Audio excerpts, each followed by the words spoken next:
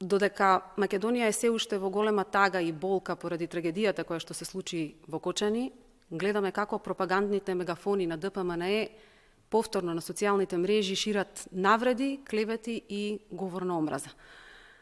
Дури и младите момци и девојки кои што легитимно бараат правда и рисет на системот, се навредувани со погредни зборови и се жртви на таа препознатлива омраза и говор на омраза од ДПМНЕвските мегафони.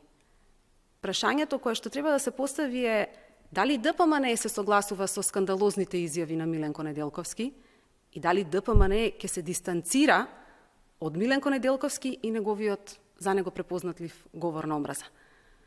Во Македонија говорот на омраза е кривично дело, казниво со закон, тоа е дефинирано во повеќе закони, така што во овој момент и надлежните институции, наместо да спијат, треба да почнат да делуваат веднаш по ова прашање. И впрочем, ваквите напади се дел од системот за кој што се вели дека мора да се менува. Затоа младите се на улица и затоа бараат промена која што е неопходна.